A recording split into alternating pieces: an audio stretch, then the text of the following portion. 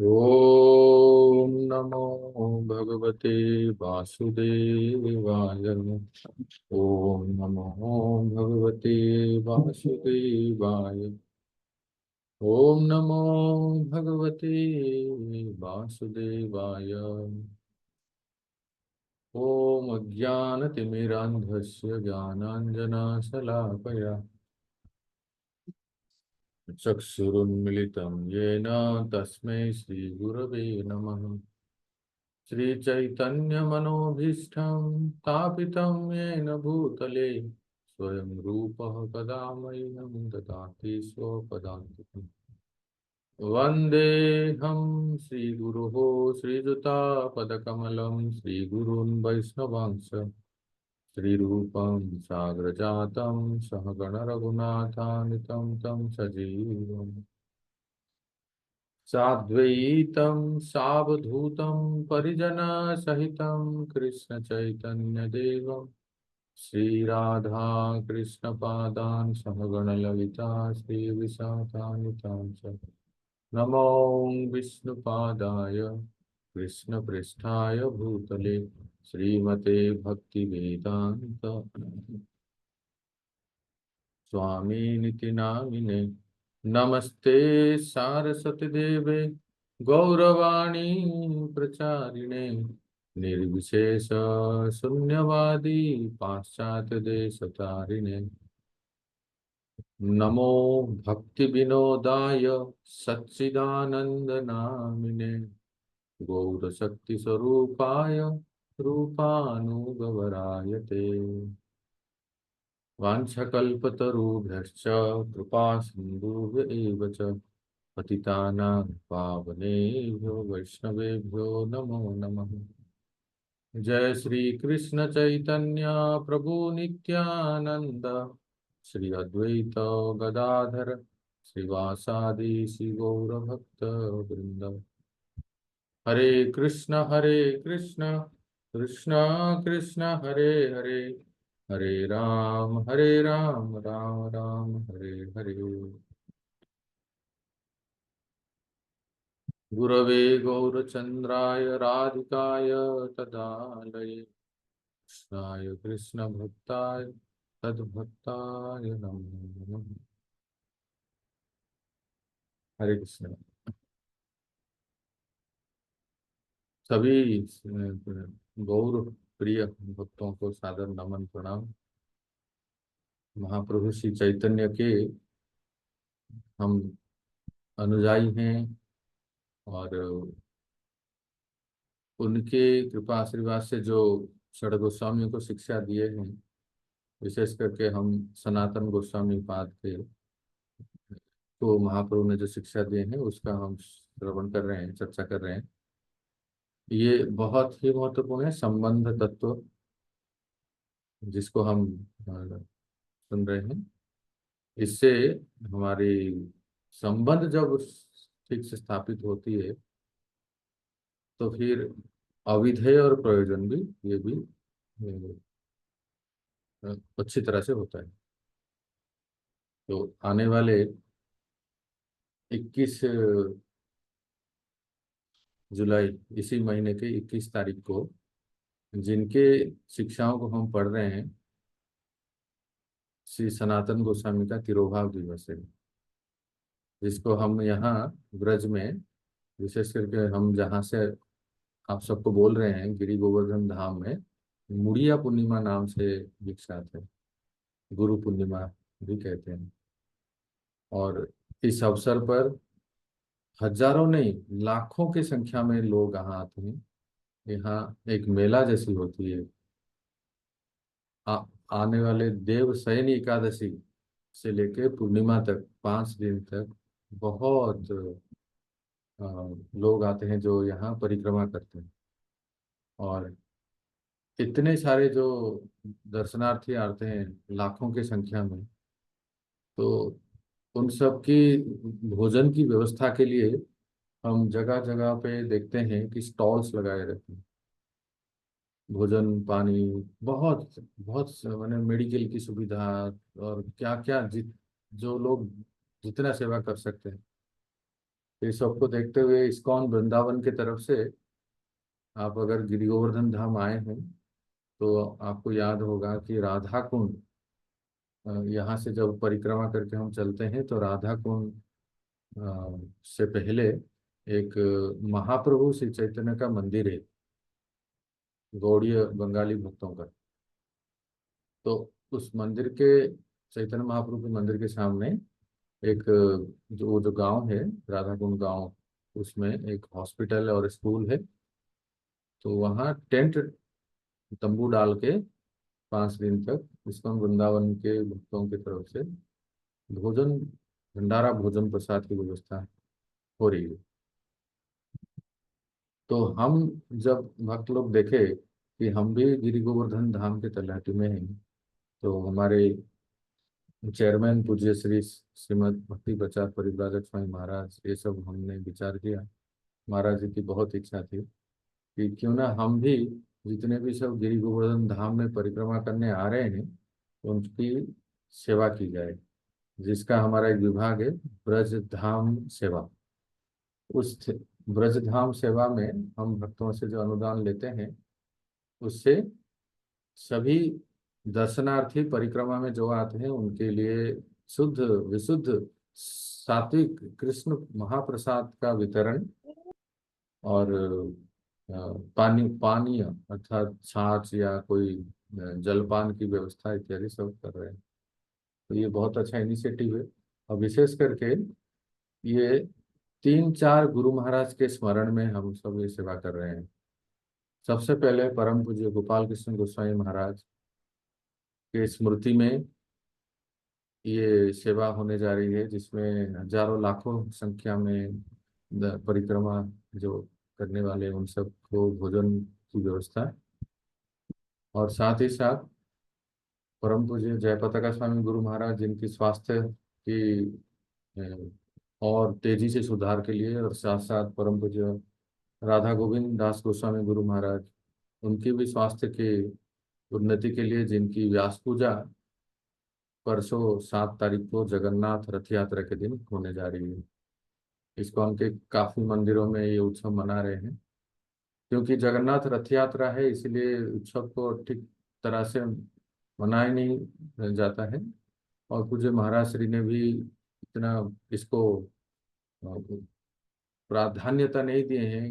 वो अपनी दैन्यता के वजह से वो हमेशा ये कहते हैं सारे भक्त मिलके जगन्नाथ रथ यात्रा मनाएं। और आप सब अगर चाहते हैं कि हम किस में प्रसन्न हो, तो पूज्य महाराज जी ने ये कहा था कि आप आज के दिन हमारी तरफ से सभी भक्तों को और दर्शनार्थियों को भोजन प्रसाद की व्यवस्था करें।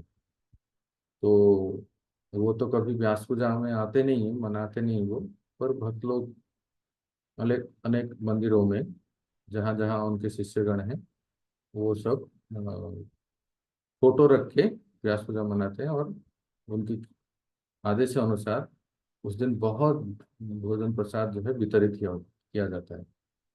तो हमारे वृंदावन मंदिर में भी उस दिन पूज्य महाराज जी की व्यास पूजा मनाई जाएगी। और जैसे ही दोपहर का समय होगा, 2-3 बजे, सभी भक्त मथुरा में जाके जगन्नाथ रथ यात्रा का उत्सव में भाग लेंगे। तो इस बार मौसम बहुत ही अच्छा है। इंद्रदेव की कृपा से वृंदावन धाम बिल्कुल दार्जिलिंग जैसा हो गया है। और कहाँ एक समय ऐसा था, एक निर्जला एकादशी के समय आप सबसे हम जब बात कर रहे थे कि तप रहे थे, आज तो धारा बरस रही है। तो बहुत अच्छा है, शुभ दिन है। तो पूज्य भक्ति चारू महाराज के स्मृति में, पूज्य गोपाल कृष्ण गोस्वामी महाराज के स्मृति में, और ये दोनों गुरु महाराज जो हमारे अस्वस्थ हैं, उनके सुधार के लिए ये बहुत बड़ी हम सब भक्तों की तरफ से ये जो मुड़िया पूर्णिमा है, जो the largest gathering in entire Uttar Pradesh, Mathura, Vrindavan, तो वो उसमें एक सेवा का अवसर हम सब भक्तों को दिया जा रहा है। तो मैं सोचा भूल ना जाऊं, आप सबको मैं बता दिया। हरे कृष्ण। तो सनातन गोस्वामी की चर्चा हो रही है। की आवाज बड़ी हो सकती है क्या? अच्छा, धीरे धीरे सुनाई दे रहा है क्या? थोड़ा। ठीक है।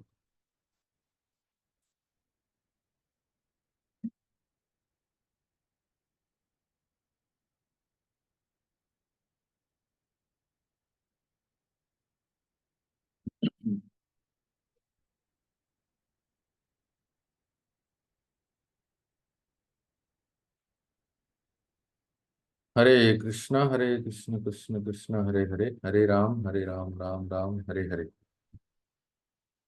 तो आप सभी भक्तों के लिए प्रयास कर रहे हैं, जिन भक्तों को पूज्य श्री श्रीमद राधा गोविंद दास गोस्वामी गुरु महाराज को दर्शन करना है, याद रखिए रथ यात्रा 7 तारीख को सुबह 8 बजे कृष्ण बलराम हॉल में महाराज श्री आएंगे, थोड़े समय के लिए जगन्नाथ जी के बारे में बताने, गुणगान करेंगे। तो आप लोग वृंदावन, जो आप रोज आप यूट्यूब में इस्कॉन वृंदावन का लाइव क्लास देखते हैं, एक तो मंदिर में होती है इंग्लिश क्लास, और एक हिंदी क्लास होती है कृष्ण बलराम हॉल में। तो आप 8 बजे अगर आप यूट्यूब ऑन करेंगे तो पूज्य महाराज श्री को दर्शन कर सकते हैं, क्योंकि ज़्यादातर वो मतलब दर्शन देते नहीं हैं, वो हमेशा अंतर्मुख रहते हैं, बहुत ही कम दर्शन होते हैं। वो अपने स्वास्थ्य की वजह से और लीला स्मरण में बहुत रहते हैं, इसलिए हम लोग भी किसी ऐसे संत महात्मा को किसी प्रकार की डिस्टरबेंस नहीं करते हैं, बहुत ही अंतर्मुख रहते हैं।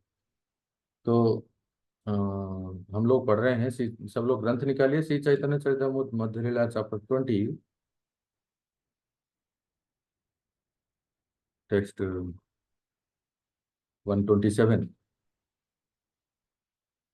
तो इससे पहले हमने क्या पढ़ा कि कृष्ण माधुर्य, इससे पहले प्यार में पढ़े थे, कृष्ण माधुर्य सेवानंद प्राप्तिर कारण कृष्ण सेवा करे यार कृष्ण रस आस्वा है। सेवानंद प्राप्तिर कारण क्या है? कृष्ण माधुर्य। सेवा में, भक्ति में, भक्ति के अंगों में आनंद कैसे प्राप्ति होती है? जब हम कृष्ण के रूप, लीला नाम माधुर्य में आकर्षित होते हैं।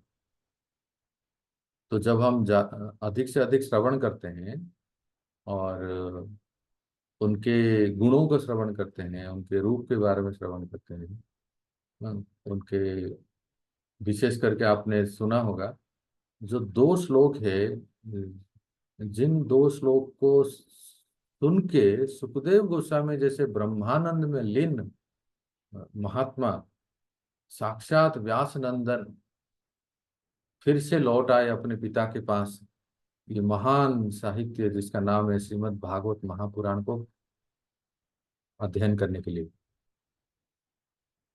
जिसमें जो रूप का वर्णन है, बरहा पीड़म नटवर वपुम कर्णयो कर्णिकारम, और जो गुण का वर्णन है, अहो बकीयम स्तनकाल कूटम जिघ्रांसया पाय यद्यप्य साध्वी। अब हम लोग चर्चा कर रहे थे कुछ भक्तों के साथ, क्या विशेषता है परम भगवान श्री कृष्ण में कि वो अन्य उनके अवतारों से थोड़ा स्पेशल है। वो यह है कि हतारी गतिदायक जो एक गुण है, भगवान श्री कृष्ण के 64 गुण है।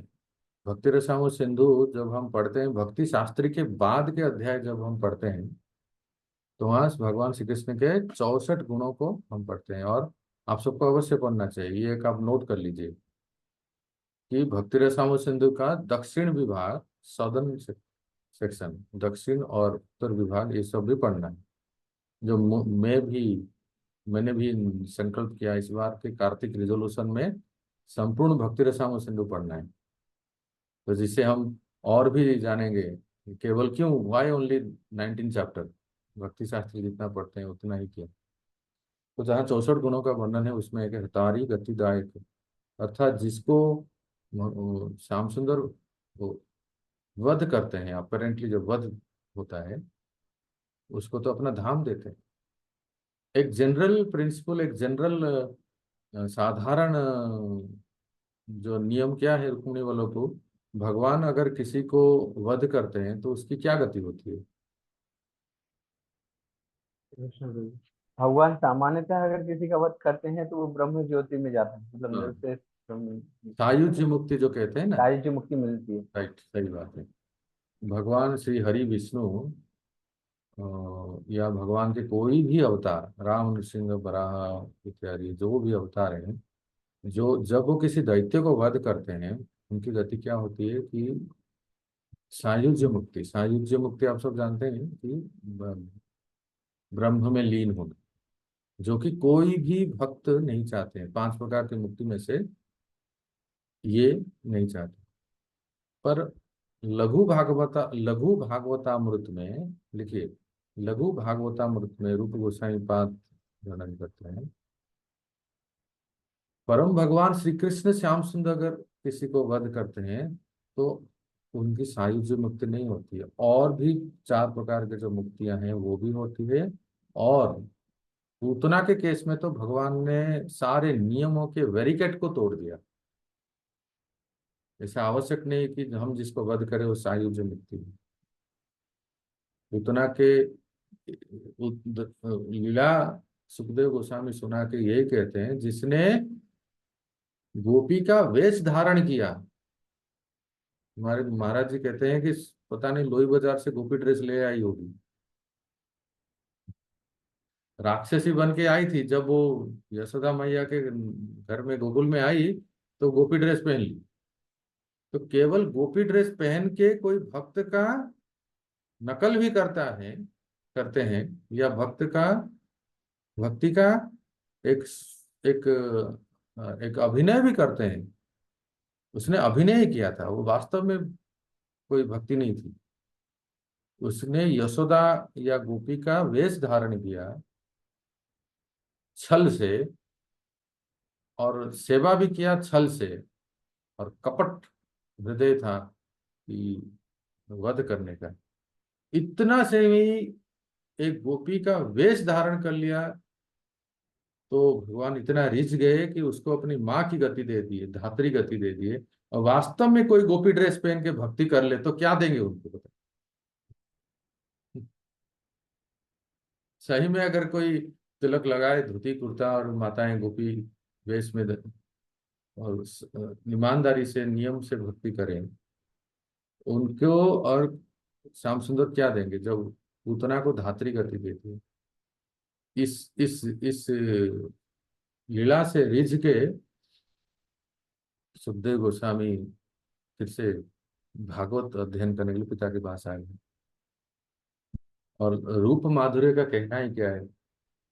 बरहा पीड़ वेणुगीत का श्लोक है ना, बरहा पीड़ नटवर बपू कर्णयो कर्णिकारम। वर्णन आता है भक्तों कि जब श्याम सुंदर गैया चराने के लिए निकलते हैं दाऊ भैया के साथ, कर्णयो द्विवचन में दोनों कानों में कर्णिकारम कनियर कनियर के फूल धारण करते हैं दोनों कानों में। अच्छा, जब वो गाय चराने निकलते हैं तो सारे जो ब्रजवासी जो है सब लोग तो उनके लिए एक उत्सव है कि अभी हमारे श्याम सुंदर जो है गैया चराने निकल रहे हैं। लेकिन सबसे बड़ा वेदना और सबसे बड़ा दुख और यातना, पैनिक कहिए, डिप्रेशन कहिए, हृदय विदारक है गोपियों के लिए। क्यों? क्योंकि अभी चाह रहे हैं, अभी हमारी दृष्टि से ओझल हो जाएंगे, अभी वन में प्रवेश करेंगे। तो उनको सांत्वना देने के लिए सुनिए बड़े ध्यान से, बड़े सुंदर। मैं आपको कह रहा हूं कि कृष्ण की माधुर्य कितना आकर्षक है। जब वो गाय चराने ऐसे जाते हैं तो दाऊ भैया बलराम जी जानते हैं कृष्ण कुछ अभी लीला करने वाले हैं, उनकी माधुर्य लीला में मैं क्यों बीच में आऊं। तो दाऊ भैया थोड़ा आगे रहते हैं बलराम जी। और गौएं जो है वो भी चाहते हैं कि हम क्यों अपने स्वामी श्री कृष्ण को आगे चलने दें, हम पहले जाके सारे कंकड़ और पत्थर जो है सबको चूर्ण कर देंगे, ताकि हमारे प्यारे श्याम सुंदर जो आए उनके पैरों में किसी प्रकार का कष्ट ना हो, चरणों में कष्ट ना हो। तो श्याम सुंदर कुछ प्रिय नर्म सखा सुबल मधुमंगल आती सखाओं के साथ एकदम रसराज है ना, एकदम हाँ, गज हस्ती के समान, हाथी के समान, इधर उधर ढोल डाल के झूल झूल के, जैसे पांडी विजय के समय जगन्नाथ जी ऐसे झूल झूल के आते हैं अपने श्री मंदिर से, ऐसे ही श्याम सुंदर ऐसे ही कभी इस तरफ कभी उस तरफ, कभी इधर को देखते हैं कभी वहां, कभी अट्टारियों में देखते हैं तो उस गोपियों को थोड़ा सा दृष्टिपात कर देते हैं, कभी खिड़कियों को देख लेते हैं, कोई खिड़की से कोई किसी की सांस के देख, बिल्कुल बाहर मत निकलना, मैं कहती हूँ अंदर ही रहना। तो जो जो बहू जो बधू जो श्याम सुंदर को देखने की ताक में रहते हैं, वो देख नहीं पाते हैं, क्यों? क्योंकि कानूनी माता जी हैं, मतलब सासू माँ, मदर इन लॉ कहते हैं ना, जिसके वजह से वो खुल के आके देख नहीं पाते। तो वो लोग खिड़कियों से देखते हैं, अट्टारियों में चढ़ जाते हैं झूम के झूम, और अपने ओढ़न घूंघट से उसको ढक लेते हैं और तिरछी नजर से देखते हैं।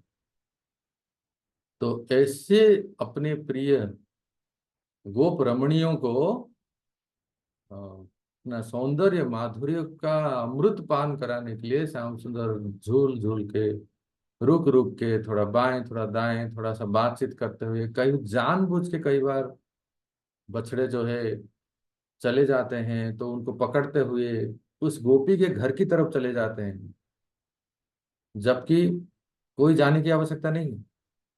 कहने पर कहेंगे, अरे मेरा बछड़ा कहाँ गया, आपके यहाँ आया है क्या बछड़ा? बछड़े को बहाने उस गोपी को दर्शन करने के लिए जाते, गोपी को दर्शन देने के लिए जाते हैं। एक बार दर्शन करने के बाद तो वो गोपी पत्थर के समान मूर्ति हो जाती है। एक बार जो श्याम सुंदर को दर्शन कर लेते हैं, तो ये सब करते हुए, और लीलाएं कैसे रहते हैं कि कई बार दो फूल कर्णयो कर्णिकारम, कई बार एक फूल, तो एक बार कभी कभी कभी एक कान में देते हैं तो कभी कभी दूसरे कान में देते हैं।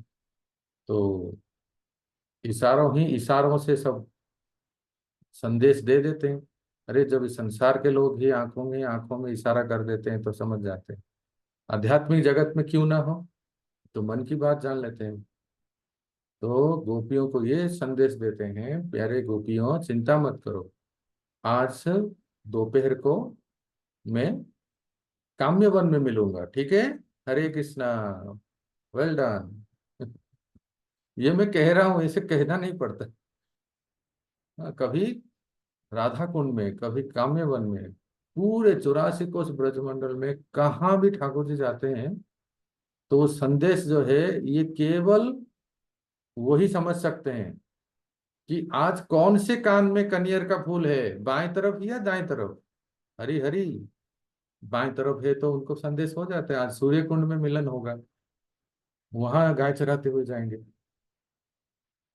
तो कभी दाएं राइट साइड में दाएं तरफ अगर देते हैं तो फिर और किसी स्थान में। तो ये वनवासियों के लिए तो उत्सव है, क्योंकि वन में आ रहे हैं, पर ग्रामवासियों के लिए बहुत बड़ा दुख है कि वन में जा रहे हैं। वनवासियों के लिए हिरण, गिलेरी, बंदर, गाय, हंस, मोर और भिलेनिया, जो जंगल में रहने वाली जो स्त्रियां हैं, उन सब के लिए ये उत्सव है कि आज श्याम सुंदर जो है वन में आ रहे हैं। तो ये जो सौंदर्य है, इस सौंदर्य को दर्शन करते ही जो समस्त चर अचर जगत को आकर्षित कर लेते हैं, और जो एक बार थोड़ा सा भी रंच मात्र में भी आकर्षित हो जाते, कृष्ण के सुंदरता से आकर्षित हो जाते हैं। इसीलिए ठाकुर जी बड़ी कृपा करके श्री विग्रहों को प्रकट कराते हैं, और हमारे आचार्यगण उन श्री विग्रहों को स्थापना करते हैं, और हमारे सुंदर जो भक्तगण हैं उस श्री विग्रहों की सेवा इतनी अच्छी तरह से करते हैं कि कहीं कोई चीज चले जाए, कहते हैं इस्कॉन की तरह सुंदर सुंदर श्री विग्रह कहीं दिखते नहीं, सब कहते हैं इसको, तो ऐसा मानो कि साक्षात प्रकट है वो, ये सेवा इतनी अच्छी होती है ना, इसलिए। तो आकर्षक, मैं ये कह रहा था आकर्षक। तो अब महाप्रभु कह रहे हैं कि अब देखिए, एक दृष्टांत दे रहे हैं। दृष्टांत को कहते हैं द पैराबल। टेक्स्ट 127 देखिए, प्रभुपाद जी के धुन में मैं पढ़ रहा हूँ, ठीक है। प्रभु जी चैप्टर चैप्टर 20, वही सेम सेम अध्याय। इहाते दृष्टांत ये छे दरिद्रेर घरे, सर्वज्ञ आसी दुख देखी पूछई ताहारे। अनुवाद हेमरूप माता हरे पढ़िए, कृष्ण प्रभु जी दंडवत रोहिणी माता पढ़िए। प्रति प्रभु पढ़ लेंगे माता जी। पढ़ नहीं पाते? मैं नेक्स्ट पढ़ लूंगी, माता जी को पढ़ लें। मैं पढ़ रही हूँ, प्रभु जी मैं ठीक है। पढ़ूं क्या? हरे कृष्ण प्रभु जी दंडवत प्रणाम। निम्नलिखित दृष्टांत प्रस्तुत किया जा सकता है। एक बार एक निर्धन व्यक्ति के घर एक विद्वान ज्योतिषी आया और उसकी दुखी दशा देखकर उसने पूछा। आगे पढ़ू। तात्पर्य। कभी कभी जब हम दुखी अवस्था में होते हैं या भविष्य जानना चाहते हैं तो ज्योतिषी या हस्तरेखावादी के पास जाते हैं। जीव बद्ध अवस्था में भौतिक अस्तित्व के 3 तापों से सदैव पीड़ित रहता है। ऐसी दशा में वह अपनी स्थिति जानने के लिए उत्सुक रहता है। उदाहरणतः सनातन गोस्वामी पूर्ण पुरुषोत्तम भगवान श्री चैतन्य महाप्रभु के पास यह पूछने के लिए गए थे कि वे कष्ट में क्यों है। सारे बद्ध जीवों की ऐसी ही दशा है। हम सब सदैव दुखी दशा में रहते हैं और जो बुद्धिमान है उनका जिज्ञासु होना स्वाभाविक है। यह दशा ब्रह्म जिज्ञासा कहलाती है, अर्थात तो ब्रह्म जिज्ञासा। यहाँ पर ब्रह्म सूचक है वैदिक साहित्य का। बद्ध जीव के निरंतर दुखी होने का कारण जानने के लिए मनुष्य को वैदिक साहित्य से परामर्श लेना चाहिए। वैदिक साहित्य बद्ध जीव को भौतिक अस्तित्व की दुखमयी अवस्था से उद्धार करने के ही निमित्त है। इस अध्याय में ज्योतिषी सर्वज्ञ तथा एक निर्धन व्यक्ति की कहानी अत्यंत शिक्षाप्रद है। हरे कृष्ण। 128। তুমি কেনে দুঃখী তোমার আছে পিতৃধন, তোমাरे ना কইল अन्यत्र ছাড়িল জীবন। कौन पढ़ेंगे? किसके पास ग्रंथ है? और कोई? मैं पढ़ूं प्रभु जी? मीनाक्षी माधुरी में तो। हरे कृष्ण। ज्योतिषी ने पूछा, तुम दुखी क्यों हो? तुम्हारा पिता अत्यंत धनवान था, किंतु अन्यत्र मरने के कारण उसने अपनी संपत्ति के बारे में तुम्हें नहीं बताया। सर्वज्ञेर वाक्य करे धनेर उद्देश्य, ऐसे वेद पुराण जीवे कृष्ण उपदेशे। पढ़िए। जिस तरह सर्वज्ञ ज्योतिषी के शब्दों से निर्धन व्यक्ति के खजाने का पता चला, उसी तरह जब कोई ये जिज्ञासा करता है कि वह दुखी अवस्था में क्यों है, तो वैदिक ग्रंथ उसे कृष्ण भावनामृत के विषय में उपदेश देते हैं। कांता राधा रानी माता जी 130। ওই বাংলা যে আমাদের বাংলা বাংলা আছে। বাংলা পড়ুন পড়ুন। আচ্ছা। মহাপ্রভু আপনার। সর্বজ্ঞের বাক্যে যেমন দরিদ্র ব্যক্তি ধনের কথা জানতে পারে, তেমনি বৈদিক শাস্ত্রের উপদেশে জীব কৃষ্ণের সাথে তার সম্পর্কের কথা জানতে পারে। তাৎপর্য প্রভুজি? না না, 130 নম্বর শ্লোক। 130 নম্বর শ্লোকই পড়লাম প্রভুজি। শ্লোকটা পড়ুন না। আচ্ছা, সর্বজ্ঞের বাক্যে মূল্যধন অনুবদ্ধ, সর্বশাস্ত্রে উপদেশে শ্রীকৃষ্ণ সম্বন্ধ। हाँ, तो यहाँ 130 नंबर श्लोक में कह रहे हैं। अभी हिंदी में पढ़िए अनुवाद। हेमरूप माता पढ़िए। ज्योतिषी के शब्दों से उस खजाने से निर्धन व्यक्ति का संबंध स्थापित हुआ। उसी तरह वैदिक साहित्य हमें पूर्ण पुरुषोत्तम भगवान कृष्ण के साथ अपने वास्तविक संबंध के विषय में उपदेश देता है।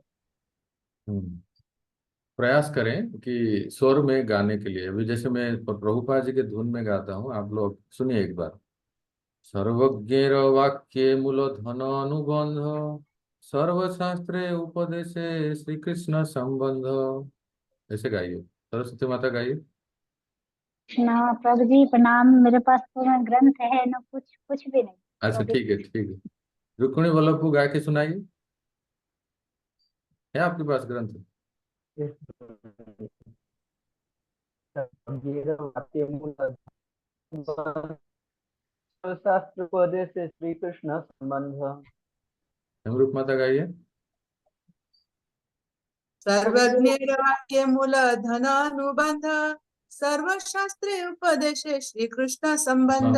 जैसे स्वर में गाना होता है, जिससे हम देखो याद रखने के लिए आपको, जैसे संस्कृत के श्लोक आपको याद रखने होते हैं, अब तो आपको याद रखना पड़ता है ना, जैसे भक्ति वैभव का टेस्ट होता है। तो आप जब चैतन्य चैतामृत पढ़ेंगे और आसान हो जाएगा, क्योंकि ये सरल बंगला प्यार है, तो गाते गाते आपको सब याद हो जाएगा। तो इस प्रकार से माताश्री तात्पर्य पढ़िए दूसरे पैराग्राफ से। इस तरह कृष्ण बद्ध जीव की दुखमय स्थिति का कारण जानते हैं, इसीलिए वे अपने परम धाम से अवतरित होकर बद्ध जीव को उपदेश देने और अपने साथ इसके संबंध की स्मृति के विषय में बताने के लिए आते हैं। कृष्ण अपने संबंधों में वृंदावन में तथा कुरुक्षेत्र के युद्ध में अपने आप को दिखलाते हैं, जिससे लोग उनके प्रति आकृष्ट होकर भगवत धाम वापस जा सके। कृष्ण ने भगवत गीता में यह भी कहा है कि वे समस्त ब्रह्मांडों के स्वामी, हर वस्तु के भोक्ता तथा हर एक के मित्र हैं। भोक्तारम यज्ञ तपसाम सर्वलोक महेश्वरम सुहृदम सर्वभूतानां ज्ञात्वा माम शांति मृच्छति। भगवद गीता 5:29। यदि हम कृष्ण के साथ अपने मूल संबंध को जागृत कर ले तो इस संसार में हमारी दुखी दशा समाप्त हो जाएगी। हर व्यक्ति भौतिक संसार की दुखी दशा के साथ सामंजस्य स्थापित करने का प्रयास कर रहा है, किंतु कृष्ण से घनिष्ठ संबंध स्थापित किए बिना मूल समस्याएं हल नहीं की जा सकती। इतना सुंदर वाक्य है ना। हमारी दुख का कारण क्या है ये बता रहे हैं प्रभुपाद जी तात्पर्य में। If you revive our original intimate relationship with Krishna, our distressed condition in the material world will be mitigated. हमारी दुख दूर हो जाएंगी जब हम हमारे नित्य संबंध श्री कृष्ण से पुनः स्थापित करते हैं। Everyone is trying to adjust to the distress condition of material existence. सब लोग सब संसार में दुख को दूर करने के लिए केवल एडजस्ट ही करते हैं, पूरा नहीं हो पाते। But the basic problem cannot be solved unless one is in an intimate relationship with Krishna. जब तक हम भगवान श्री कृष्ण से घनिष्ठ संबंध स्थापित नहीं करते हैं तो ये दुख दूर नहीं होगा। तो अभी तक हमने क्या सुना, क्या पढ़ा, क्या दृष्टांत, सर्वज्ञ कौन है, ये सब थोड़ा सा सुन लेते हैं। सुनिए अभी जो भी अभी तक हमने पढ़े। महाप्रभु श्री चैतन्य सनातन गोस्वामी को एक दृष्टांत से कुछ दृष्टांत जानते हैं क्या होता है, कुछ उदाहरण। दृष्टांत को हिंदी में क्या कहेंगे? घटना प्रभु, घटना घटना घटना घटना। अच्छा, दृष्टांत मतलब एग्जाम्पल बोलते हैं ना इंग्लिश में। हाँ, जैसे अभी इसमें अनुवाद में क्या दिए हैं प्रभुपाद ने, जैसे यहाँ लिखा है 127 नंबर श्लोक में देखिए, दृष्टांत जो है, यहाँ ते दृष्टांत का अर्थ क्या दिए हैं 127 में? उदाहरण उदाहरण अनुवाद, अर्थ में उदाहरण लिखा हो, हाँ, शब्द ना।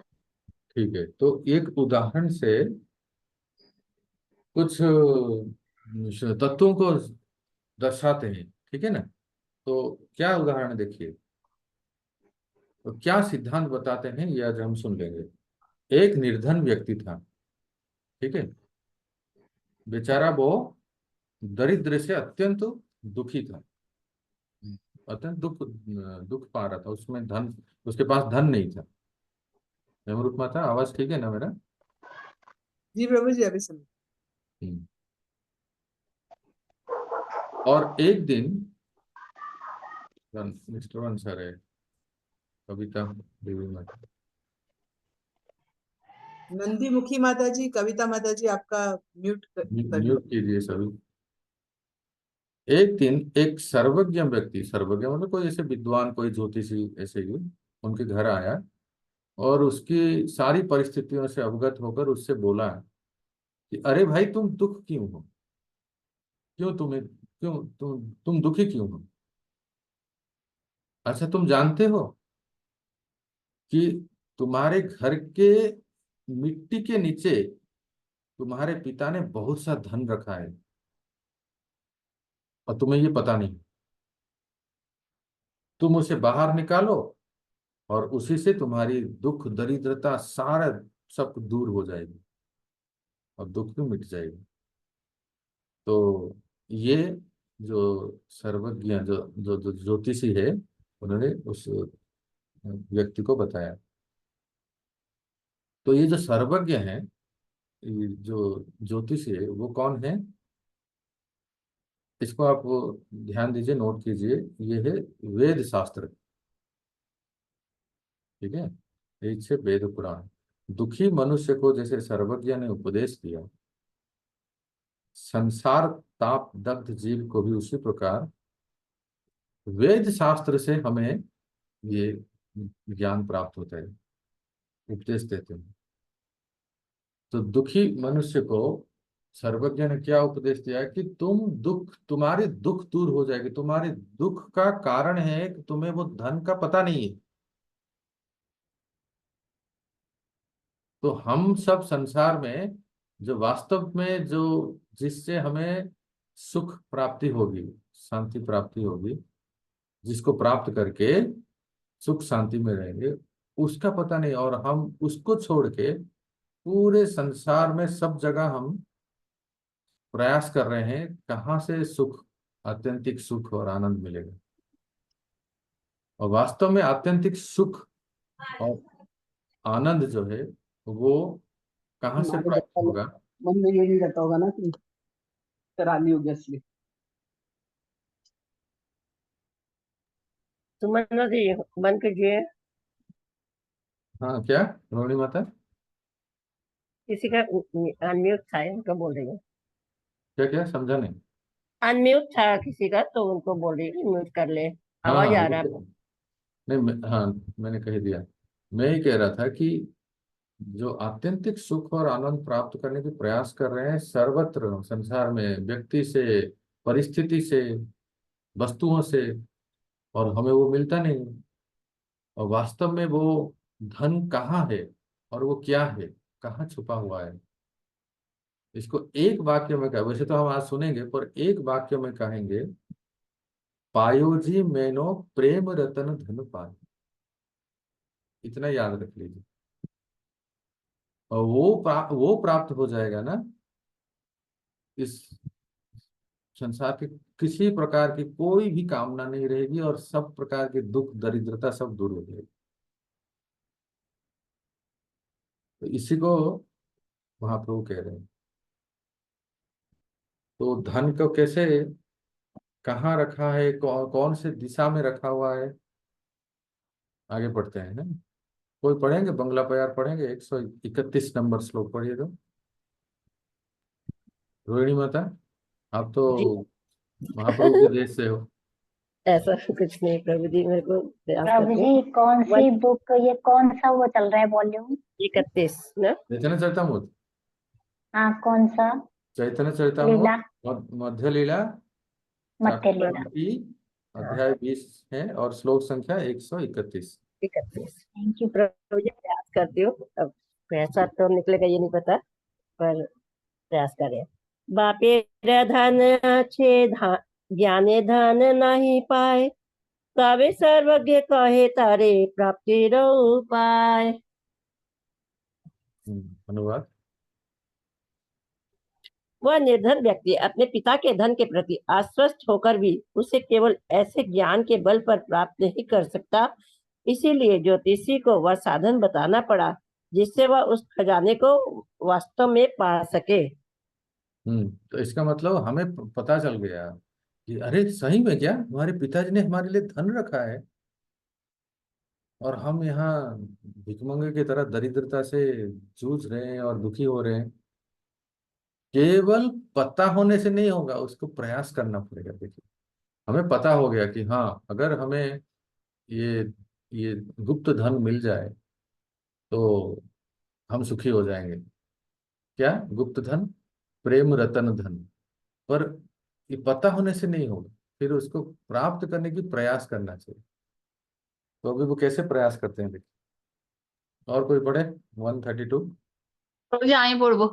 हाँ प्रभु पढ़ो। जी मैं पढ़ूं? हाँ हाँ मुझे पहले भी अभी पढ़ना है। रागिनी माता पढ़ लीजिए, फिर राधा ঠিক कांता माता। ঠিক प्रभु जी मैं कौन सा नंबर प्रभु जी? 32? 132। ठीक है। ईशाने अच्छे धन यदि दक्षिणे खुदिबे, भीमरुल बरुली उठिबे, धन न पाइबे। पढ़िए अनुवाद। तात्पर्य, ज्योतिष ने कहा खजाना उस स्थान में है, किंतु यदि तुम दक्षिण दिशा में खोदोगे तो बर तथा मधुमक्खियां निकलेगी और तुम अपना खजाना नहीं पा सकोगे। हरे कृष्णा प्रभु जी। तो अभी के यहाँ से शुरुआत, दक्षिण दिशा में अगर खुदाई करोगे तो भीमरुल बरुली। भीमरुल बरुली को हिंदी में क्या कहते हैं? मधुमक्खियां। क्या कहते हैं? बर्रे बोलते, बर्रे। बर्रे। बर्रे और भौरा।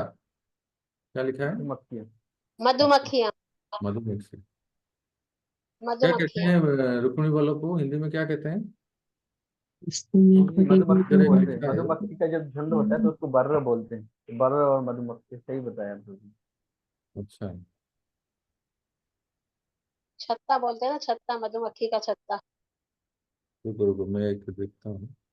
अच्छा, ये मधुमक्खी का छत्ता तो है। अभी सुनिए, यहाँ इंग्लिश में लिखा है wasp and WASPS, wasp and drones. तो भीमरुलों को ततैया कहते हैं। ततैया बहुत विषाक्त कीड़ा होता है, एक बार काट दे तो नानी याद आ जाएगी। ठीक है, अनुभव है इसलिए हम बोल रहे हैं, पता नहीं आप लोगों को देखेंगे। हाँ प्रभु जी, ततैया को बर्र भी बोलते हैं ये। हाँ, ततैया। और एक है भौरा। ये दोनों बहुत ही विषाक्त पॉइजनस कीट कीट है। ठीक है ना, ततैया और भौरा। तो दक्षिण दिशा में अगर खुदाई करेंगे तो ये मिलेगा। अभी कांता राधा रानी देवी 133। পশ্চিমে খুদিবে তাহা যোগ্য এক হয়, সে বিঘ্ন করিবে ধনে হাত না পড়য়। अनुवाद। ওই যে বাংলাতে, বাংলা আছে অনেক। তুমি তুমি যদি পশ্চিম দিকে খোঁড়ো তাহলে সেদিকে বসবাসকারী এক যজ্ঞ নানা রকম বিঘ্ন সৃষ্টি করবে এবং তুমি সেই ধন হাতে পাবে না। हाँ, तो अगर ये कह रहे हैं पश्चिम दिशा में अगर खुदाई करेंगे तो वहां एक क्या है? यक्ष। यक्ष को हिंदी में क्या लिखा है? प्रेत। प्रेत। प्रेत। हाँ, इंग्लिश में लिखा है घोस्ट। तो पश्चिम दिशा में एक भूत है घोस्ट, जो कि सब प्रकार के उत्पात मचाएंगे। 134 कौन पढ़ेंगे? मैं पढ़ूं प्रभु जी? मधुमजा देवी पढ़ी। इतरे खुदिले अच्छे कृष्ण अजगरे, धन नहीं पावे खुदिते गिलिबे सबारे। यदि तुम उत्तर दिशा में खोदोगे तो वहां एक विशाल काला सांप है। यदि तुमने खजाना खोदने का प्रयास किया तो वह तुम्हें निगल लेगा। तो उत्तर दिशा में एक काला सर्प है, अजगर है, जो कि निगल जाता है अगर उत्तर दिशा के जाए। अब बचा पूर्व दिशा, है ना?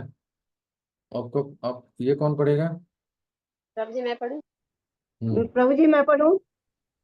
वर्षाणा माता जी अब तक पढ़े नहीं, पढ़िए, उसके बाद आप पढ़ेंगे।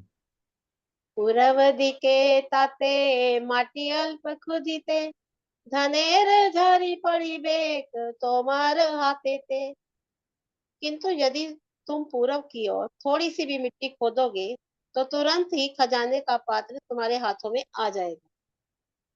हम्म तो देखिए, अभी इसको थोड़ा सा हम समझने का प्रयास करते हैं कि क्या है। पश्चिम दिशा में ये है तो दक्षिण दिशा में ये है तो उत्तर दिशा में ये है, ये सब क्या है थोड़ा सा समझते हैं। ये महाप्रभु क्या कहना चाहते हैं, दृष्टांत क्या है। अब थोड़ा सुनिए, सब लोग समझने का प्रयास कीजिए, फिर तात्पर्य में पढ़ेंगे तो आप उसको अंडरलाइन करेंगे, ठीक है।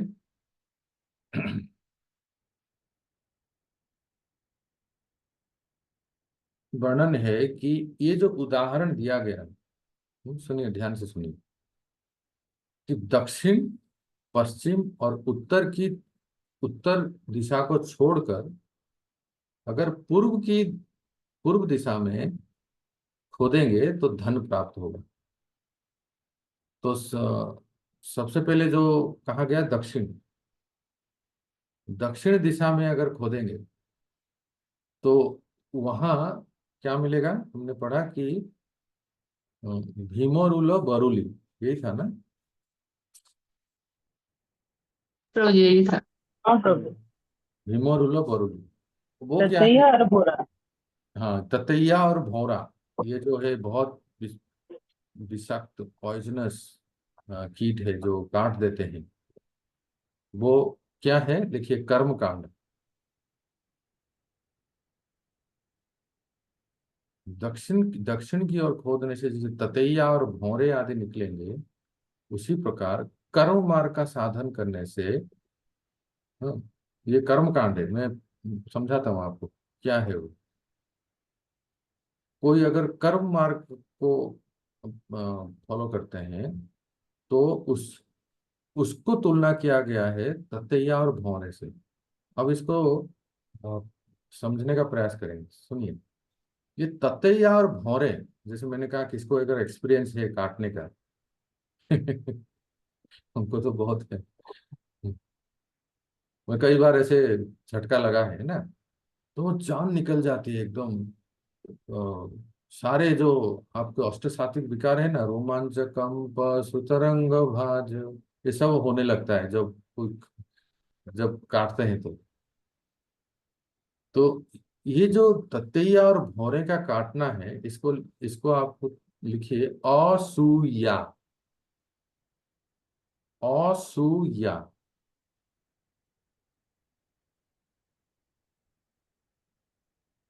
रुक्मिणी बोलो असूया का अर्थ क्या है, याद आ रहा है? ईर्ष्या रहित। हाँ बहुत सुंदर है, सरस्वती माता थोड़ा बहुत संस्कृत जानते हैं।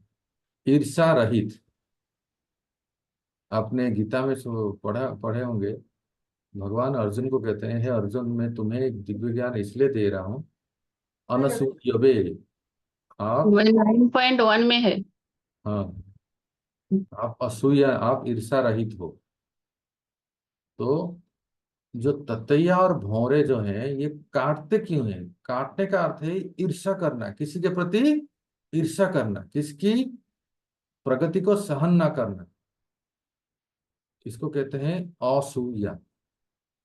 तो कर्म मार्ग में क्या है भक्तों, जो जो जो वेद में कर्म मार्ग है कि ये पूजा करना चाहिए, ये होम करना है, ये यज्ञ करना है, तो हमारी सारी भौतिक इच्छाएं पूर्ण हो जाएंगे और हम अंत में स्वर्ग में जाएंगे।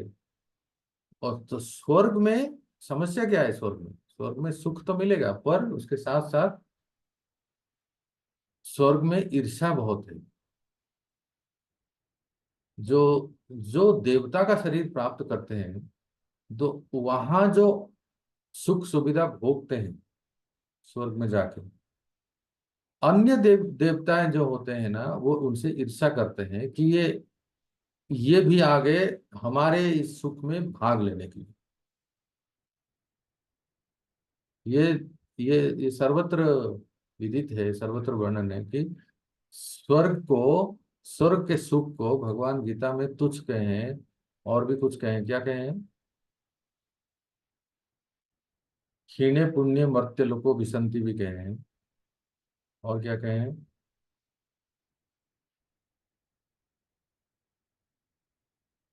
सोमपासूत पापा, एक श्लोक में ऐसे कहते हैं। जो यहाँ पृथ्वी में पुण्य कर्म करते हैं, यज्ञ करते हैं, वो स्वर्ग में जाते हैं। तो अभी प्रश्न ये है, आप सब लोग ध्यान से सुनिए, प्रश्न क्या है। कोई कर्म मार्ग में जो है आगे बढ़ रहा है, कर्म मार्ग को फॉलो कर रहा है, कर्म मार्ग में तो समझ रहे हैं ना, वैदिक यज्ञों को करना या पूजा पाठ करना, बलि देना, होम इत्यादि करना, और बड़े बड़े पुण्य कर्म, जो भंडारे या इत्यादि, जो भगवत प्रसाद नहीं, केवल केवल पुण्य कमाने के लिए जो कर्म करना है, इसमें क्या कमी है? क्यों इसको कहा गया है कि दक्षिण मार्ग में जाएंगे तो ये ततैया और घोड़े काटते हैं? क्या प्रॉब्लम है? कोई अगर कर्म मार्ग का आश्रय लेते हैं तो इसमें क्या समस्या, क्या है, बताइए।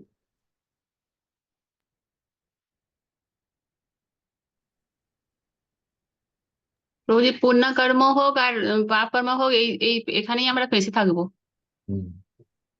चाहे এটা অসুবিধা। माता जी कह रहे हैं पुण्य कर्म हो या पाप कर्म हो, हम इस संसार में ही अटक गए, संसार से बाहर नहीं जा सकते। और बोलिए रुक्मिणी, बोलो को कोई तो विद्वान विदुषी भागवत के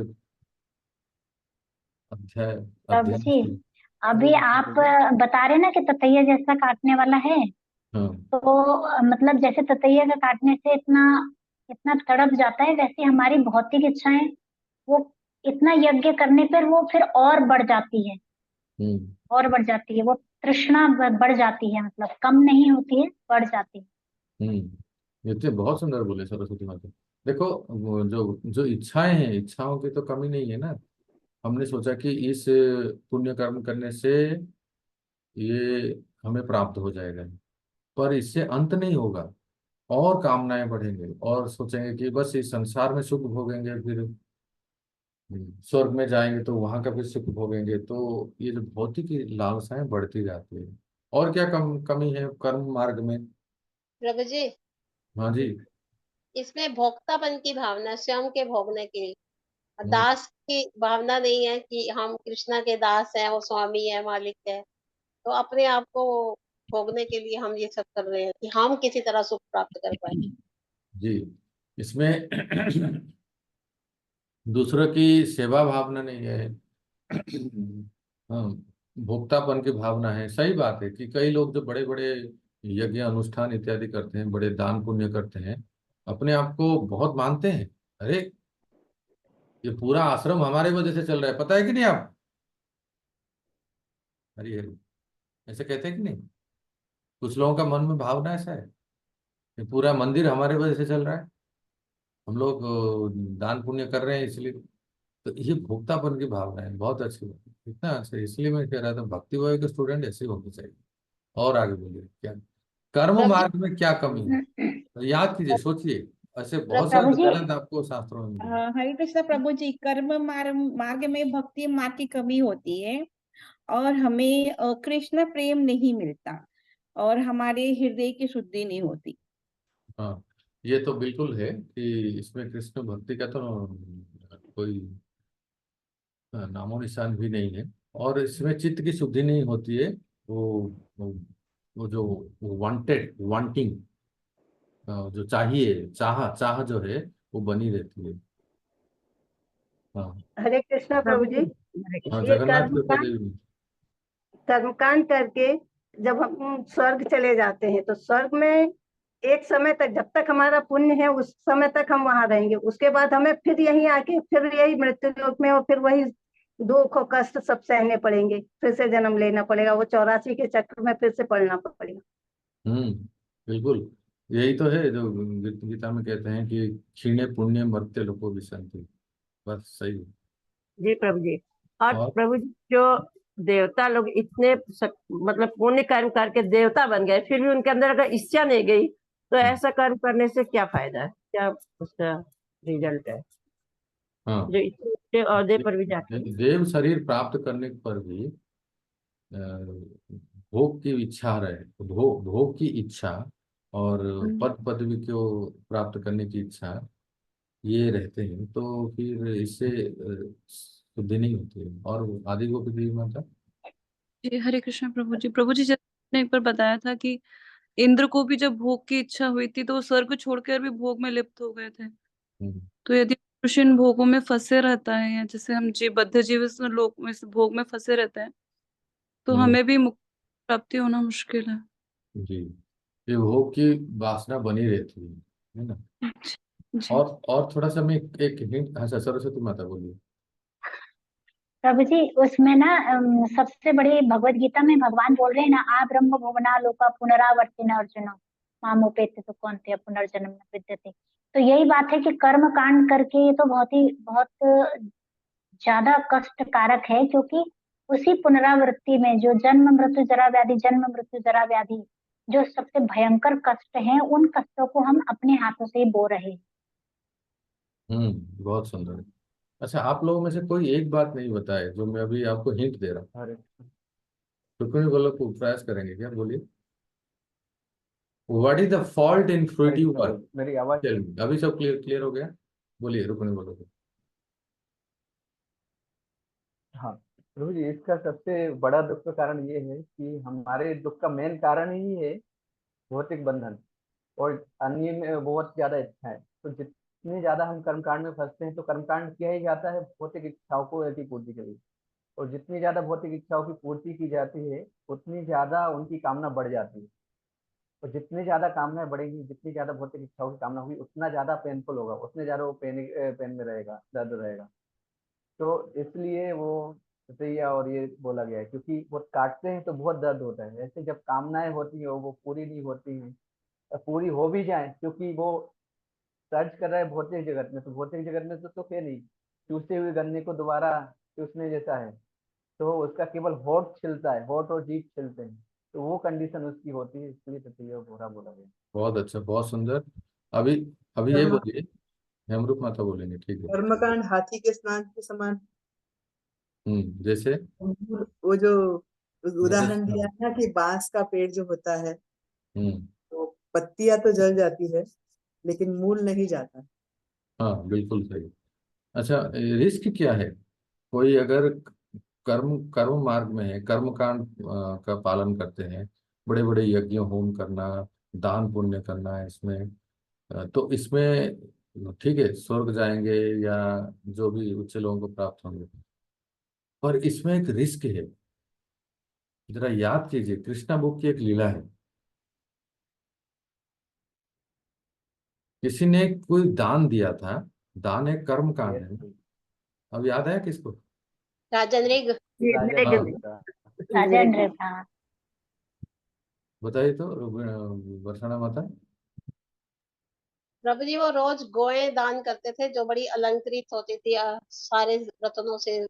और एक पंडित को जब उन्होंने वो दान की हुई गलती से वही गाय दोबारा दान में दे दी थी, तो फिर वो पंडित क्लेम करने आ गए थे। तो उन्हें आपस में हुआ था, तो उन्होंने चलाया हुआ, तो उन्होंने कहा मैं और गाय दे देता हूँ। लेकिन वो दोबारा उस गाय को नहीं लेना चाहते थे, वो छोड़ना नहीं चाहते थे, वो देना नहीं चाहते थे। तो फिर उनको यमराज जी ने दंड भोगने के लिए कहा था, तो वो छिपकली बने थे जाके, और फिर कृष्ण जी ने उनको देखा था तो उद्धार हुआ था। जी, या तो ये बुरा कर। बहुत सुंदर। देख रहे हैं ना, ये शास्त्र प्रमाण है कि कैसे वो तो बड़े दानी थे, बड़े कर्मकांडी थे, और बड़े बड़े दान पुण्य करते थे। थोड़ी सी दान देने में गलती हो गई, त्रुटि हो गई, तो इसका इतना बड़ा दंड भोगना पड़ा कि कहाँ स्वर्ग जाए तो बड़ी चिपकली बन के पड़े रहे। सौभाग्य है कि भगवान श्री कृष्ण ने आके उनको उद्धार किया। हाँ, तो इससे एक तो ये है कि कर्म पद्धति में, कर्म मार्ग में रिस्क है। रिस्क है कि आगमन, पुनः पुनर्जन्म हो सकता है, आवागमन हो सकता है। जैसे इस उदाहरण से हम समझ सकते हैं, हम सब के लिए दान में दी हुई चीज को फिर से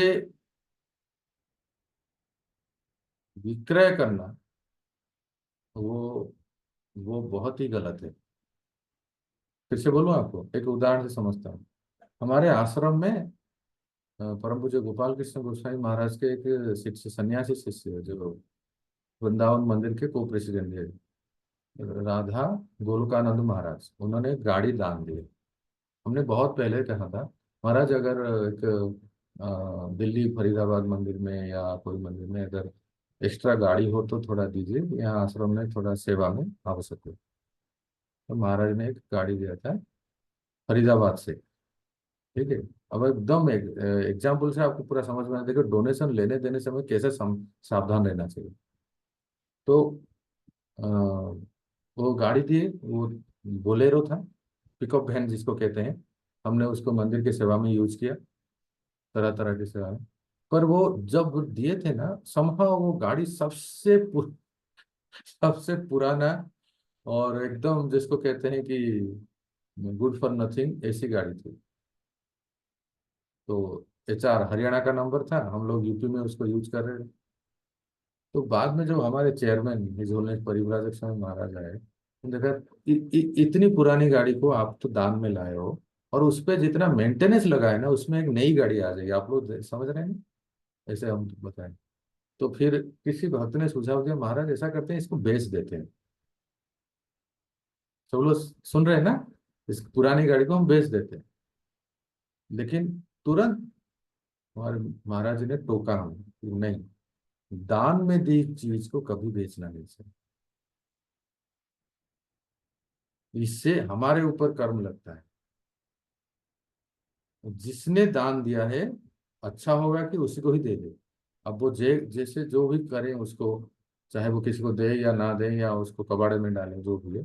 पर किसी ने हमें ये हम लोगों को बहुत ध्यान देना चाहिए, विशेष करके जो बुक डिस्ट्रीब्यूटर है ना। आज वो सर्वदेव को नहीं है, लेकिन वो भी प्रचार है। जो बुक डिस्ट्रीब्यूशन में हम लोग प्राय क्या करते हैं, ऐसा कभी प्रयास करें कभी ना करें। गीता स्पॉन्सर हो जाती है, ठीक है। किसी बड़े बड़े डोनर से हम 100, 1000, 1500 गीता स्पॉन्सर कर लेते हैं। अच्छी बात है। क्यों करते हैं? क्योंकि कम कीमत में हम लोगों को दे सके, या कभी स्कूल प्रीचिंग में जो स्कूल के बच्चों को दे सके। बहुत अच्छी बात है। लेकिन जिस उद्देश्य के लिए हमने स्पॉन्सर लाया, उस गीता को उस उद्देश्य के लिए वितरित किया जाए। सबसे बड़ा गलती, और क्षमा कीजिए मैं थोड़ा स्ट्रांग वर्ड यूज कर रहा हूँ, पाप कहिए, ये तब होता है जब स्पॉन्सर की हुई गीता को कोई बेचते हैं। ऐसा होता है। दिल्ली जैसे मंदिरों में हजारों गीता, हजारों की संख्या में स्पॉन्सर हो जाते हैं। वो लोग क्या करते हैं, इतने सारे गीता स्पॉन्सर हो गए, भी क्या करेंगे?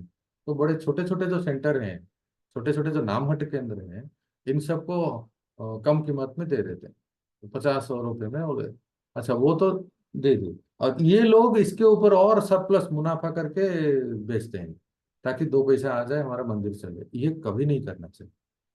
क्षमा कर दीजिए, कोई अगर ऐसे, हम लोग भी सावधान रहे, दूसरे को सावधान करें। Don't sell the sponsored object. अगर किसी ने स्पॉन्सर किया है गीता, हमारी तरफ से 100 गीता, 1000 गीता स्पॉन्सर किया है, तो उसको जिस उद्देश्य के लिए उसमें ही प्रयोग करें, उसको रीसेल ना करें। इसे हमारे बहुत, हम लोगों को बहुत सामना करना पड़ेगा। इसको तो प्रभु कहते जी, हैं। अगर कोई हमें कम कीमत में गीता देते हैं तो वो लेनी चाहिए या नहीं लेनी चाहिए? हाँ, अगर कोई कम कीमत में गीता देते हैं, तो जैसे अभी अ,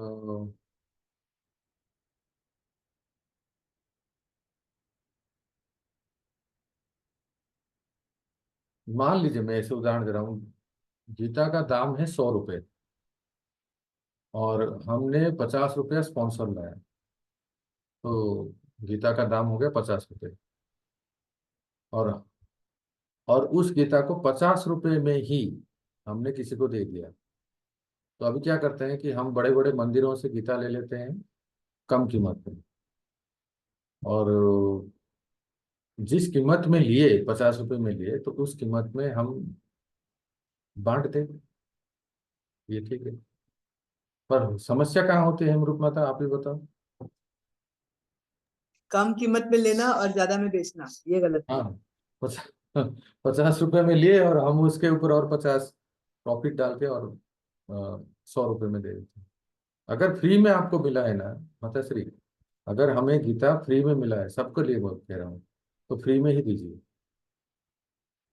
हम उसको अगर पैसा कमाते हैं, वो भगवान, उसका सामना को कोई नहीं कर सकता। प्रभु जी, हम्म अगर बोलिए। उससे पैसा कमा के सेंटर चल रहा है तो सेंटर के चलाने में फिर दिक्कत है। यही तो समस्या है माता जी कि और हमारे सेंटर में तो होता है ये। इसलिए मैंने कहा कि ये कंट्रोवर्शियल मैटर है, इसमें हम जाना नहीं चाहते हैं। पर मैं तो हमें बोल हाँ सुनिए माता, देखो आप ही तो उदाहरण दिए ना, दान में दी हुई चीज को किसको देते हैं तो इसका कर्म कौन भोगेगा? आपने ही तो बताया कि नृग राजा का जो उदाहरण ऐसे ही है।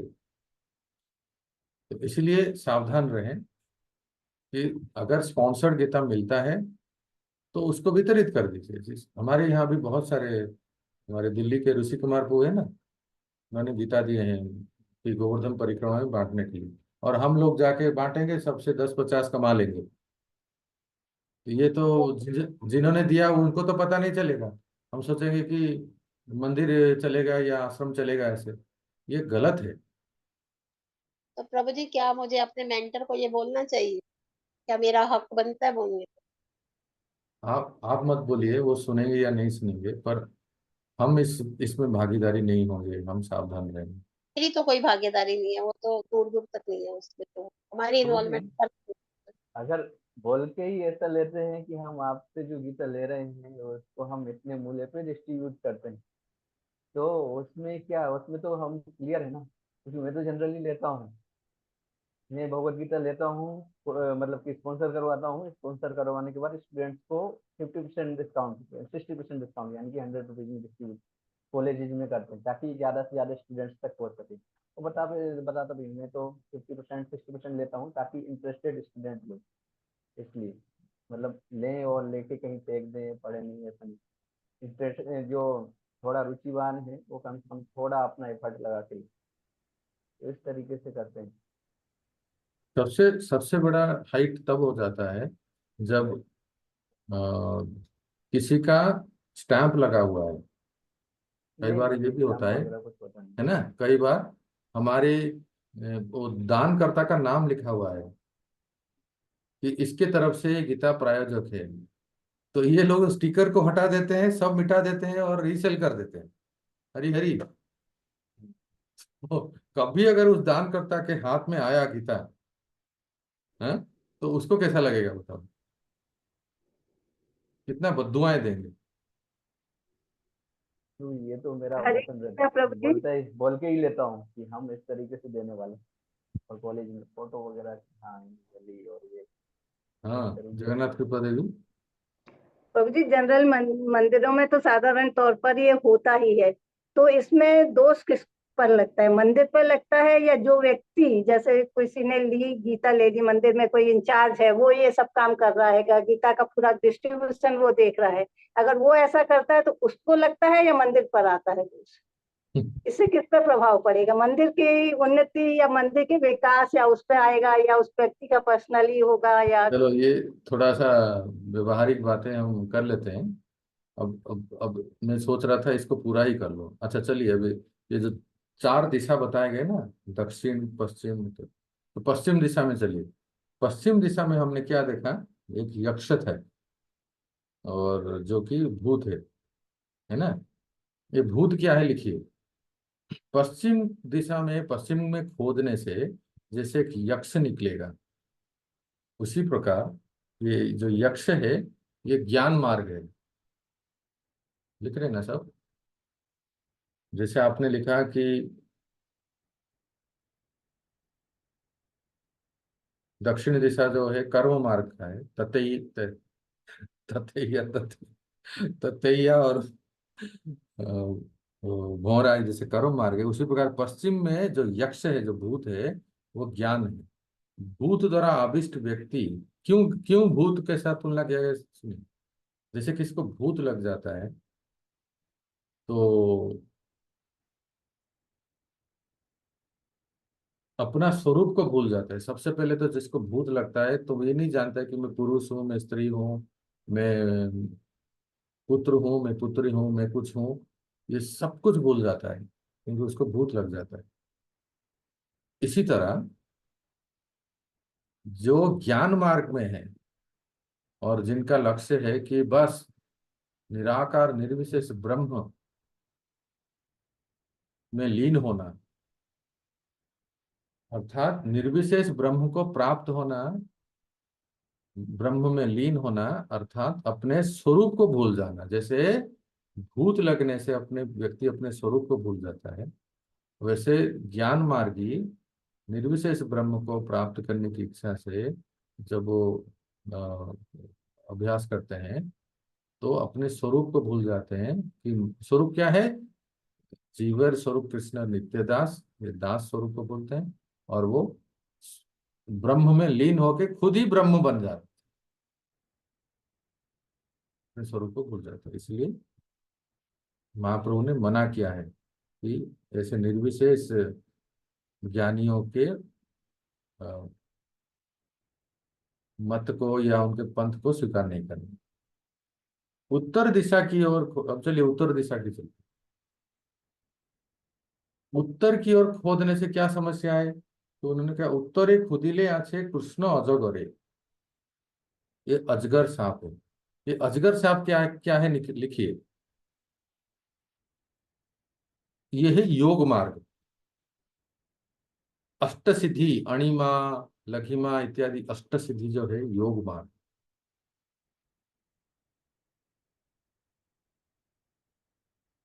जैसे कोई अजगर है, वो किसी प्राणी को धीरे धीरे से निगल देता है, भोजन कर लेता है, निगल देता है।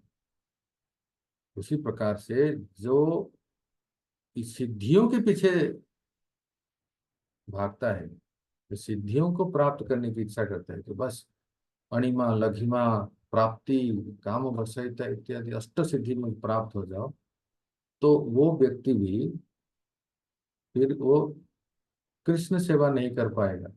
वो सिद्धियां रूपी अजगर के चंगुल में आ जाएगा। वो सोचेगा अभी किसकी सेवा करने की क्या जरूरत है, मेरे पास ये सिद्धियां हैं तो मैं सब कुछ कर सकता हूँ।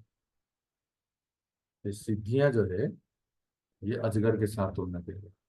आप समझ रहे हैं ना, किसी के पास थोड़ा सा सिद्धि, अभी देखिए आज के संसार में थोड़ा सा कुछ वाणी प्रवचन देते हैं, कुछ मंत्र तंत्र देते हैं, तो आपने सुना हो ना कितने दुख भरी दर्दनाक घटना अभी मथुरा के पास हाथरस में हुआ। एक बाबा, हजारों लाखों संख्या में भीड़ इकट्ठा हुआ, ना कोई सुरक्षा, लोग की इतने पागल की तरह होते हैं। हाँ, बाबा से कुछ आशीर्वाद मिल जाएगा, कुछ सिद्धियां, और ये बाबा भी बड़े अपने आप को चमत्कारी महात्मा समझते हैं। अप और टू ऐसी डेट। हाँ उनको आप देखे ना, मैंने देखा उनको, अप टू डेट बने होते हैं ना, कोट पैंट डाल के, चश्मा बढ़िया सा डाल के, मतलब अपडेटेड इतना बाबा। अब अजीब लग रहा था मुझे। मैं कहा लोग कैसे होते हैं। हाँ, लोग कितने भोले भाले होते हैं।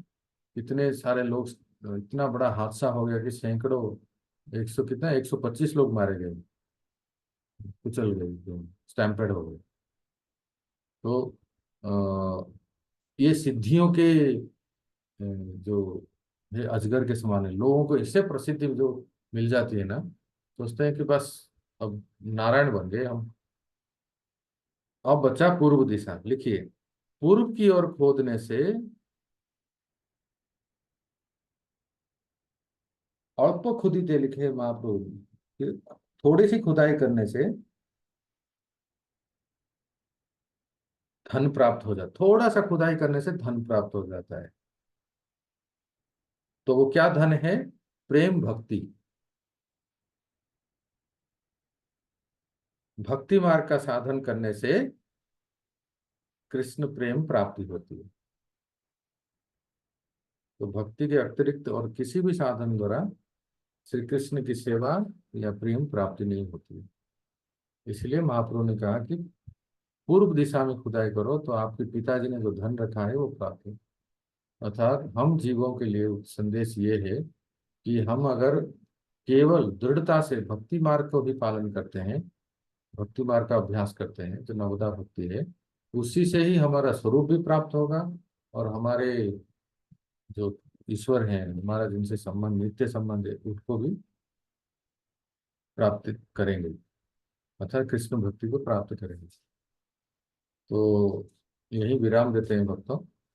प्रभु फिर जी, हाँ, प्रश्न था, ये जो दिशाएं दी गई हैं इनको स्पेसिफिक पूर्व में ही धन क्यों है, जबकि शास्त्रों में हम पढ़ते हैं तो लिखा होता है कि वो उत्तर की ओर चले गए, उत्तर की ओर चले गए, तो वो स्पेसिफिक पूर्व, तो ये ऐसा क्या मतलब रीजन है? इसका एक तो है कि मैं भी सोच रहा था वर्षणा माता, जैसे आपने सोचा, मेरे मन में है कि पूर्व में ऐसे आखिर है क्या। तो यहाँ तो ऐसा कोई ठोस उत्तर नहीं दिया है। मैंने तात्पर्य पढ़ नहीं पाया। आप इसको घर में पढ़िए, अगली बार थोड़ा सा इसको पढ़ के चर्चा, जो मैंने बता दिया आपको यही वर्णन हुआ है इसमें। पर एक एक अनुमान लगाता हूँ, देखिए महाप्रभु ने आखिर पूर्व दिशा में क्यों कहा। आप जैसे कह रहे हो किसी को सदगति होना है तो उत्तर दिशा की ओर जाते हैं। देखो ऐसा है कि ये जो चार दिशाओं का वर्णन किया महाप्रभु सनातन गोस्वामी को, कहीं कर्म मार्ग प्रधान है, कहीं ज्ञान मार्ग है, और कहीं योग, अष्टांग योग। तो दक्षिण में सुने तो कर्म मार्ग, तो कर्मकांडी सारे बहुत भरे पड़े हैं जो केवल रिचुअल्स में ही फंसे हैं दक्षिण भारत में, अगर इस तरह से देखा जाए तो। और महाराष्ट्र गुजरात की तरफ जाएंगे तो बहुत सारे ज्ञानी है जो, और वास्तव में पाखंड है वो सब। जो ज्ञान के नाम पे बहुत सारा पाखंड मत फैला रहे हैं। उत्तर दिशा में सब बड़े बड़े योगी हिमालय में है जो बस सिद्धियों को प्राप्त करने के चक्कर में है। और इस कलयुग में पूर्व दिशा में स्वयं भगवान प्रकट हुए। कलयुग की बात कह रहा हूं मैं। पूर्व दिशा में बंगाल में महाप्रभु महाप्रभु स्वयं प्रकट हुए। और जो प्रेम भक्ति, वैसे भक्ति तो सर्वत्र था पहले, दक्षिण में भी भक्ति था और उत्तर पूर्व सब जगह था, महाप्रभु से पहले भी भक्ति था। पर माधवेंद्र पुरीपाद कहाँ प्रकट हुए? बंगाल में। माधवेंद्र पुरीपाद के बाद ईश्वरपुरी, ईश्वरपुरी के बाद चैतन्य महाप्रभु स्वयं भगवान, जो स्वयं भगवान जहाँ प्रकट हुए और प्रेम भक्ति को प्रदान करने के लिए उस स्थान को चुना, अर्थात वो बंगाल, वो पूर्व दिशा में। इसलिए इस तरह से वर्णन किए जैसे मानो कि महाप्रभु के शरण में जाएंगे तो वास्तव में प्रेम भक्ति प्राप्त होती है, नहीं तो और कहीं प्रभु नहीं। जी, राधा ये बिल्कुल अप्रोप्रिएट लग रहा है, सही लग रहा है। हाँ, ऐसे समझ में आता है। कांता राधारानी माता जी हंस रहे हैं, देखो मैंने जो बोला बंगाल में महाप्रभु आए तो माता जी बहुत खुश हो गई कि देखो वास्तव में वैसे सबको कृपा की है हम सबके ऊपर, पर आदि गोपी देवी माता है क्या इसमें? आदि गोपी देवी माता को पता होगा ज्यादा।